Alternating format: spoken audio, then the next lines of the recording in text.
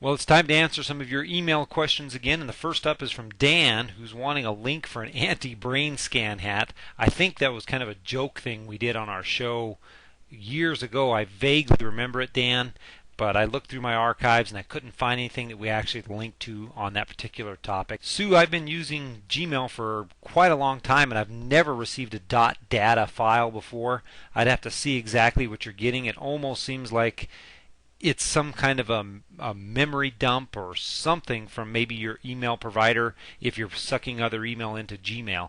But I'd have to see one of the attachments in order to help you figure that out. If you want to forward one to me, feel free to try and I'll see if I can figure it out. Thomas, anytime that you're doing an upgrade on an older computer to the newest operating system, it is always best to wipe the hard drive clean and start fresh, install all your programs fresh, and pull your data back in. I do have some tips on my website on how to reinstall an operating system, and if you just search for format at helpmerick.com, you'll find some of those tips, and by far you're going to have a lot better luck. It's going to be a more stable operating system, and it's going to run much better for you. So good luck. Stan, if you search my website for msconfig, you will find lots of tips regarding how to use the msconfig to pair out what's starting in the background, as well as some sites that will give you some information about what is starting currently, what's necessary, what's unnecessary, and what can be paired out of there. Hello, Eric. There's a lot of different tools you can use to help monitor what people are doing on the internet. Probably one of the most popular and well respected right now is from a company called SpectreSoft. SpectreSoft.com is the website address. Their software works for both Mac and Windows computers, and I believe you can even try it before you buy it to make sure you actually like what it does.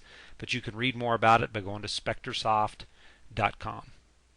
Terry's writing in about a phone number I listed in a Protect Your Identity article a couple weeks ago.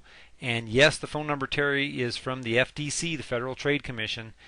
I'm not sure where you went that you were being asked for all this information, but if you call the number that you listed here and you actually called that particular number, that is the FTC.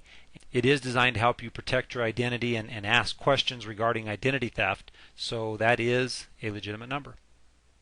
Hello, Jacqueline. You didn't give me a lot of information on your particular problem, but there are two ways you can get free antivirus programs. You can either go to free.avg.com to get their newest version, which is version 9, or I have been testing and trying out the Security Essentials from Microsoft, and it seems to work very well as well. Peggy has lots of questions about the new Windows 7, and she's wondering, does it come in both 32 and 64 bits? Yes, there is both versions. And she's wondering if she buys a 64-bit, can she run 32-bit applications? And yes, you can.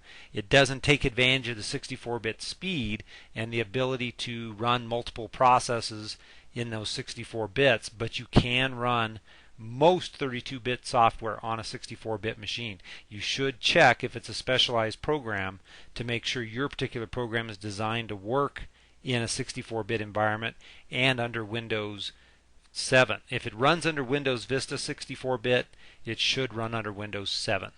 Cody, it sounds like you have a lot of spyware on your system. That's probably what's causing your particular problem, specifically because you cannot right-click. And if you don't have wallpaper, you don't have your icons, you've got a huge problem. You need to run some anti-spyware software. I suggest Combo Fix, Malwarebytes. I have all those links on my website. I have all those links right here on my website at helpmerick.com. Just go over to the right-hand side, click Links, and on the Links part of my website, just scroll down, and you'll find this Security section, and there's the Combo Fix, and there's the Malwarebytes, and a couple other anti-spyware tools as well. And lastly, Barb has a question about how to retrieve sent mail so that you can try to unsend it. You cannot do it. There is a tool within Gmail that gives you a real small amount of time to try to retrieve an email, but in general, once you hit send, Barb, the email's gone. There is no retrieving it. That's all we have this week. I'll be back again next week with more. Rick answers his email questions. Have a good day.